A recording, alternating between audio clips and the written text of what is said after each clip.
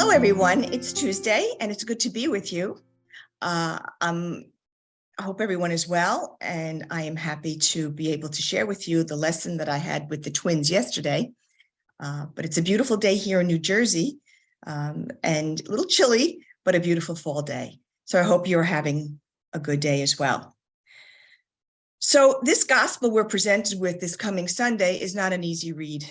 It can be very scary. It's about Jesus talking and predicting that the temple is going to fall, and all these political unrest is going to happen, and insurrections and revolutions and plagues. And I'm saying, oh my goodness, are we not living that now? So I don't know.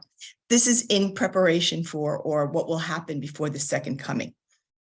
Who knows what will happen? But sometimes I tease my own children, go, we're really poised for maybe the second coming. And they say, Ma, stop talking like that. But when I read the gospel yesterday, I kind of chuckled about that. But reading that gospel can be a scary thing. I know even for adults, it could be a little unnerving, and especially for children. I love the way it was treated. Well, the whole program was treated with this gospel, how they treated this gospel. For the little ones, it's just about how our God is so loving, which I think is great, because that's at the end of the day. And this gospel is that Jesus, God, is with us all the time, always near us, never leaves us, no matter what we're going through. And for little ones, it's so important to begin that relationship. And that's why I'm grateful for that, to teach them how to pray and to teach them how to have this relationship with this God who loves them, and to look through creation and through others and how other people loving them. This is who our God is. Our God is not someone to be afraid of or someone who's judgmental, but this kind, loving God. And the earlier we can teach them that, I think the better off we are, and especially for them. Those are the roots, those are the foundations. And I believe I said that from the very beginning when we started all of this. For me, as a religious educator, we need to put priority on that relationship. How do we teach children a relationship with God? How do we teach them a relationship with Jesus? How do we do that?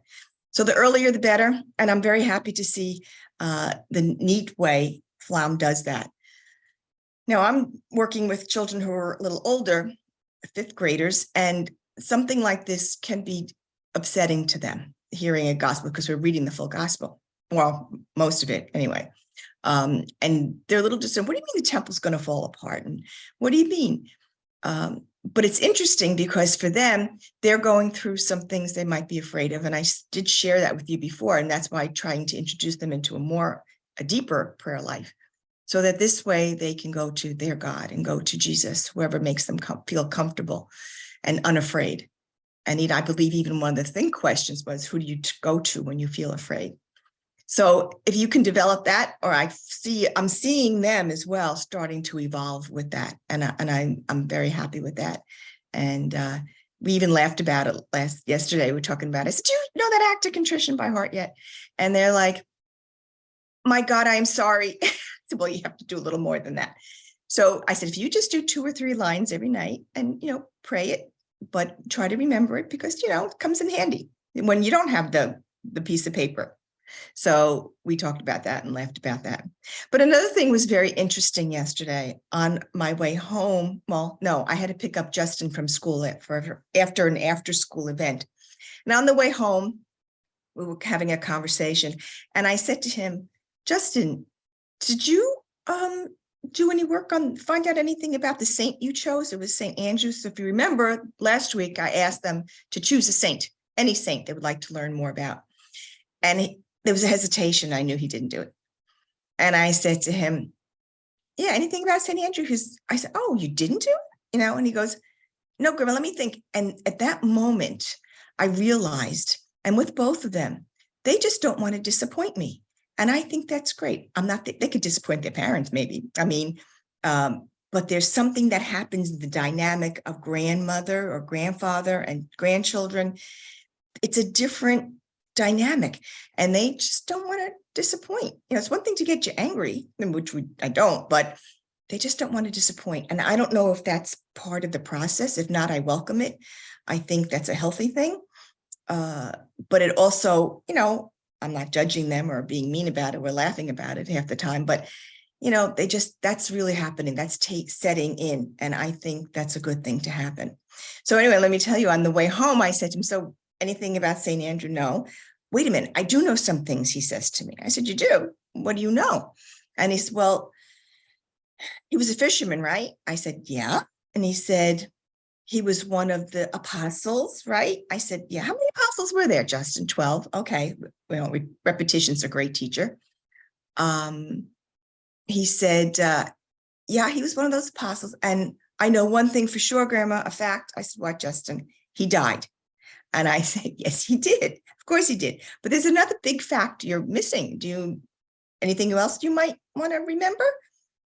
And he said, Grandma, I'm really doing well here without even knowing what I'm doing any research. I think, I'm doing pretty good. And I said, you're doing very well. But there's a big one you need to know. And I said, he was somebody's brother.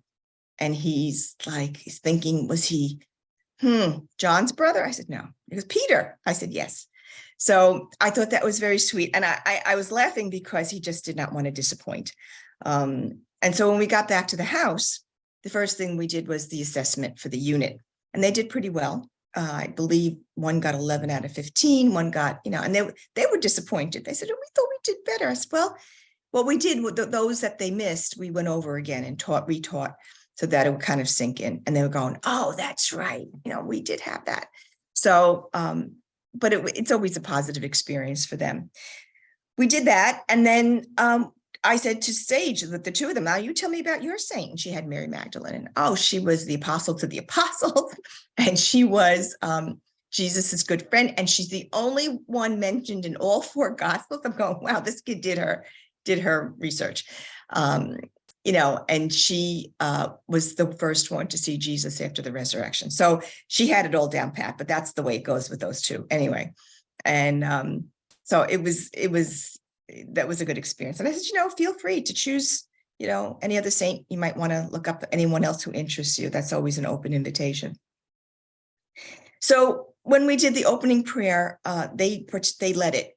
And it's interesting to see now they're getting more sensitive to those around them. They prayed for election day. They prayed for the people in the family who might be ill, people who are friends who might be hurting. They prayed for the people in Ukraine.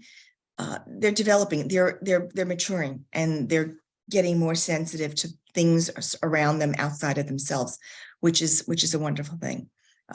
They always did pray for others before, but it was, now they're really getting into more worldly kinds of issues. And I'm happy to see that, to know that we're a global community. When, like I said, the younger grades, you have all of this, presentation of God, and God is kind. And of course, all those truths about God. But now you get older with the older ones, and it was little, they knew the gospel, and they were like, what do you think the temple is going to be torn? So we went through all of that in the thinking questions. And I explained a little bit of that. And, things can happen, but things can happen to us all the time. And what do we do when that happens? And it's all about praying and believing that our God is with us. And I hope that brings them comfort. And, when they pray and when they think about it, that somehow God is taking care of them. And then the question of who takes care of you? Who do you go to when you're afraid? And that was nice. We go to our parents, we go to sometimes a friend, depends on what it is, go to our siblings, and we can come to you too, So I said, yeah, I know, that's good. And I'm finding the grandparent, grandchild dynamic becoming more enriching, in that, not that it wouldn't, but because I have more time with them now, and now we're speaking on another level outside of the ordinary of life. We're getting into questionings, and the trust is there. And just to have these conversations with them, for me, it is a delight. It's such a gift to be able to hear what they have to say. So in this particular, for the 5th grade this week, the very first story which teaches us a little bit about a moral issue, is a story about a girl named Carlene. She has a birthday party, and she asked her friends to come to the party, but not to bring any presents for her, but to bring presents for the homeless, which is pretty brave. And how one of the friends of hers grapples with that and is not thrilled. It's not like a normal birthday party. Kids are really good about that. They were very taken with this.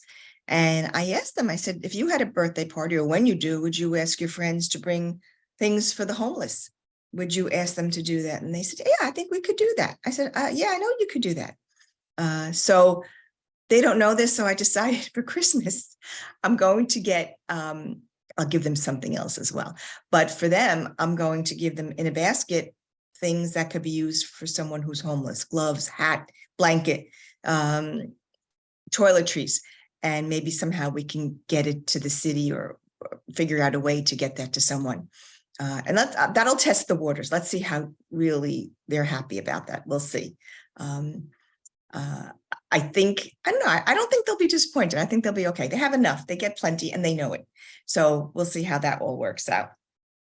It reminds me, years ago, we had decided for the children, aren't my children, they were older, but to get a gift from the Heifer organization, which gives an animal to someone in a developing country. And one year we bought sheep or whatever. And the kids were like, these are my adult children who I thought I brought up very well. And they're like, really? Oh, that's nice, Mom. That's nice. You really did this, huh? So yeah. So next, it's become a joke, unfortunately, in the family. It's like, so Mom, what's it this year? A cow? You know, but they get it. And they of anybody want their children to be aware of people in need. So I just think that's so funny. So no, I don't think I'll go into the animal. I won't do that this year. But I definitely want to do this for Justin and Sage because they just had the lesson and they seem to be very taken with it.